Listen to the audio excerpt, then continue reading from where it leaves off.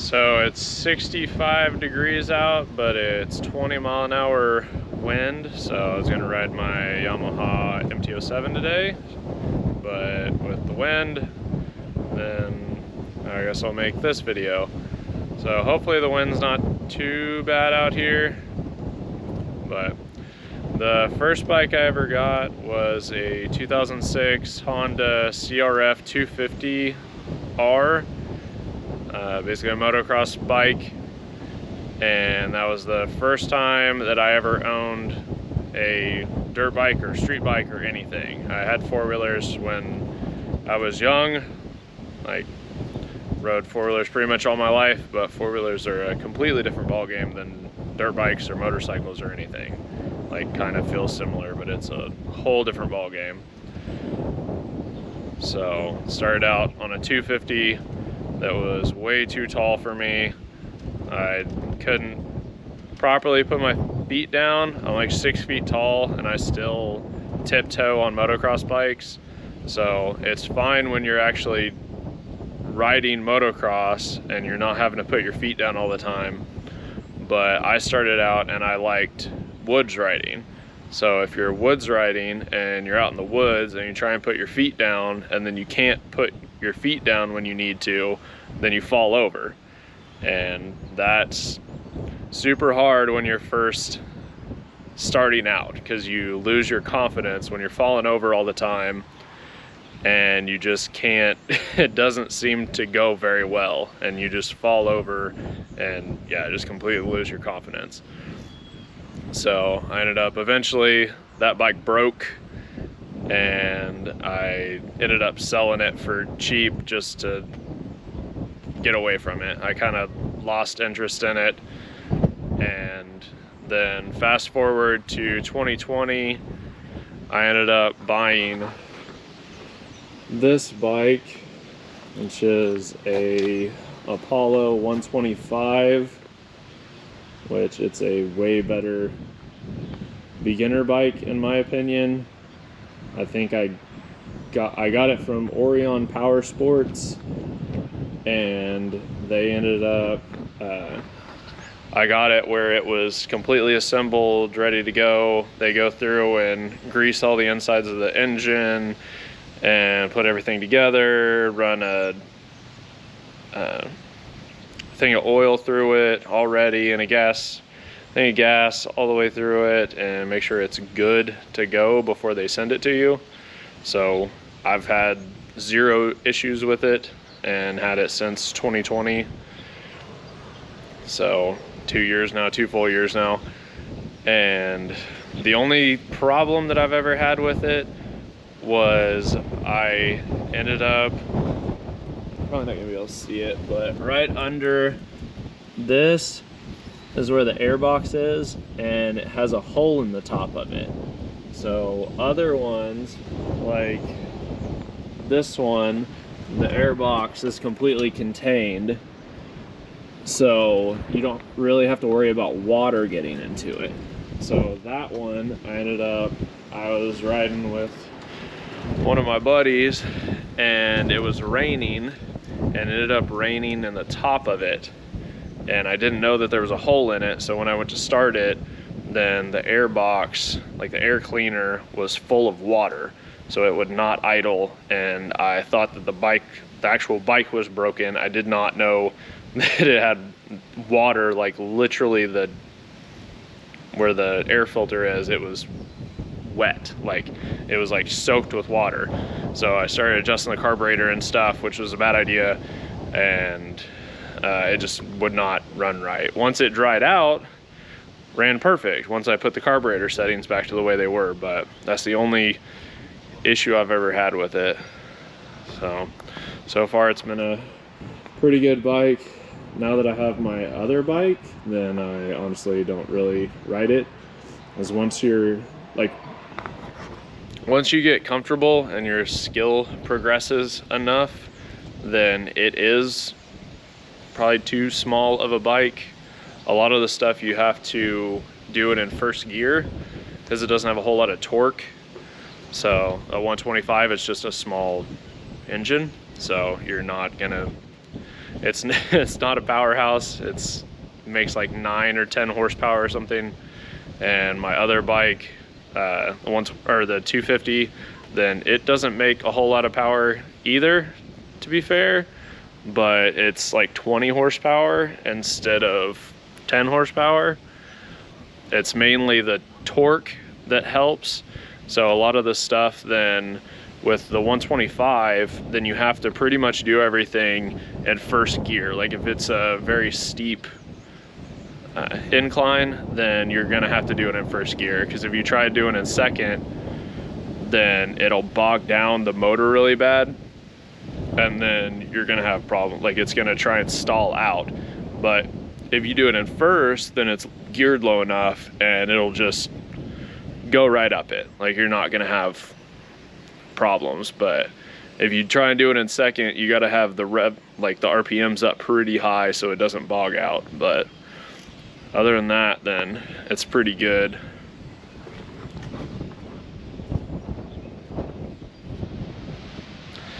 So this is the size difference between my 2017 CRF 250L and then the Apollo RFZ. I think it's a Z18, but it's also been a really long time since I bought the bike, like 2 years, and I can't remember. I'm like pretty sure it's a Z18, but not 100% positive. But I think the seat height on it's like 32 inches or something like that, and then this one's like 34, and the 2-inch size difference probably doesn't sound like very much, but when you're riding out in the woods especially, then it's the difference between being able to put your foot down. Like if it's a off-camber hill or something, you're trying to put your foot down, then it's the difference between being able to touch the ground and not falling over, or not being able to touch the ground and falling over. So it's, once there's that additional drop, and I'm like 6 feet tall, so a lot of stuff I don't have problems touching the ground, but there's been a bunch of times, well not a bunch, several times when I'll be out in the woods and there'll be an off-camber hill and I'll go to put my foot down and then I'll end up falling over because I can't touch the ground. And a lot of people are not 6 feet tall, so if you're a shorter rider and you're trying to ride, especially out in the woods, and you can't put your foot down, then you're going to be on the ground. So you kind of have to plan stuff out a little better and make sure that you're not trying to put your foot down on the ground where you're going to fall. So what's nice about this bike is because it is like 2 inches shorter, then you end up, when you're first starting out, then when you put your foot down, then you can touch, like you're more likely to touch, and it just kind of builds that confidence. Because when you start, like I said, when I started and I was riding literally a motocross sized bike, and it's like a 36-inch seat height or something ridiculous, like it's super tall, and I'm trying to woods ride and I can't touch the ground and I keep falling and dropping the bike and everything, it just kills your confidence. Like that's a lot of motocross or motorcycle riding, is just the confidence of knowing that you can do it. And once you get that confidence, then it just makes riding so much easier. So once I got that bike and started riding it quite a bit and built my confidence up, then it went so much better. And then eventually I ended up buying this bike, and it just keeps building. And I haven't got to do any motocross stuff yet, but that's on the to-do list. I just keep building, getting bikes that are designed for the stuff that they're designed for. Like that one is a good beginner woods bike, This one's a really good beginner road bike, and it's a good dirt bike. It weighs like 310 pounds, so it's pretty heavy for a dirt bike. Like a Honda CRF 250F weighs like 260 pounds, is more the woods bike, so that'll be a lot easier to try and ride with if you're off-road, because the weight, even like 50 pounds difference, that's a lot when you're trying to woods ride or ride in general. And that's also the difference between falling down or not falling down, because if you get too much weight trying to lean you over, then you're gonna have to be strong, like your legs are gonna have to be stronger to keep yourself up. So that's a pretty big difference.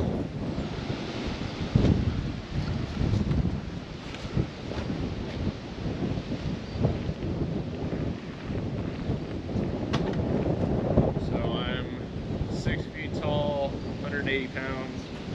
So this is what I look like on this. The suspension, very soft, which if you're just wood riding and stuff, then it's not that bad. Like having a soft suspension isn't that big a deal. If you're trying to do like motocrossy stuff or do jumps and stuff, then yeah, that's gonna not be good. You'd be better off with a firmer suspension. But if you're just starting out and doing woods riding stuff, then it's not that big a deal. Like you'll definitely be able to feel it, but also if you don't weigh 180 pounds like I do, and you're a smaller person, then the suspension being soft, it's not going to be as soft. Like it's not going to feel as soft to you, but to me it's pretty soft. It's definitely a beginner, like more kid type bike.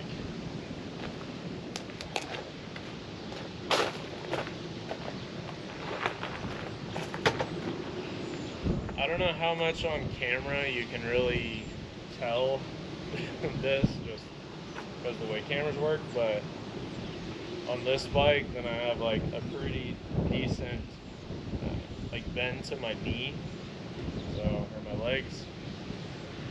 So if you're on an off-camber thing and you're on the hill and you got to put your foot down, then it's a lot easier for you to put your foot down and catch yourself on a smaller bike. So like this one, it probably doesn't look like it's that much bigger on camera, but like my leg is completely straight, and this one's not that tall of a bike. It's like I think a 34-inch seat height, which this one also has pretty soft suspension. So once you sit down, then it's going to drop quite a bit if you have your weight on it. But like if you're on a off-camber hill and you start falling, then your weight comes off of it and it fully uncompresses the rear suspension. So you're at a full 34-inch seat height. So like if your inseam is less than 34 inches, then you're going to be on your tiptoes. And then in addition to that, if there's more of a drop, like a divot or anything where the hill is, then you're dropping even more. So you're going to have to try and hold it up. And this bike, like that bike weighs 192 pounds and this bike weighs 310 pounds. So that's a lot more weight. Once you start leaning down, then if you don't have quite a bit of strength to like try and pull it back, the lower it gets to the ground, the harder it is to pull it back. So starting out on a bike like that weighs less than 200 pounds and you're closer to the ground and you can actually catch yourself, then once you build the confidence, or if you're trying to build the strength to try and offset it, then like this one, once it starts leaning, then you're gonna have to try and muscle it back up, and it's a 310-pound motorcycle you're trying to muscle up. So that would be the upside to, instead of a 250L getting like a CRF 250F that weighs like 265 pounds, and that like 50 pounds is that's a big difference, especially when you start like leaning the bike over. The farther the bike leans, then the harder it is gonna be. Like, you're gonna feel that weight a lot. So, but that Apollo is way cheaper than getting like a 250F. But a 250F, when you're first starting out, if you get that, they're still really low geared, so they're good, but they just cost a lot more. So it starts getting down to, but if you buy a 250F instead of an Apollo, then you're probably not gonna have to upgrade. So it's more of a buy once, cry once scenario. When if you get something like that, like a 250 or 125 Apollo, then eventually you're gonna want to upgrade more than likely, because you're gonna get used to that. Which it also depends on how big of a person you are. Like, I'm a grown adult that's 6 feet tall, 180 pounds. So that a 125, small 125 like that, is not gonna be big enough once you start trying to do harder things. Like I said, that for me at 180 pounds, most stuff, if it's a pretty steep incline, then I'm gonna have to do it in first gear, because it just doesn't have the torque to try and get you up the hill. But if you weigh less, then maybe you can do stuff in second gear. It just kind of depends on, I've never done that, so I've only rode it at my size. So someone smaller might have a different experience, and it might be enough for you for an extended period of time. But as soon as I got on this one, which this one only makes like 20 horsepower, then it's enough to where I can do stuff in second or third gear, and it doesn't bog down like that one does. Because that one, when I would go up the hills and I try and do something in like second or third gear or something, it just didn't have the torque to try and get me up the hill, and it would just try and stall all the time. So it was a lot better for me just to do everything in first, instead of having to worry about it stalling all the time.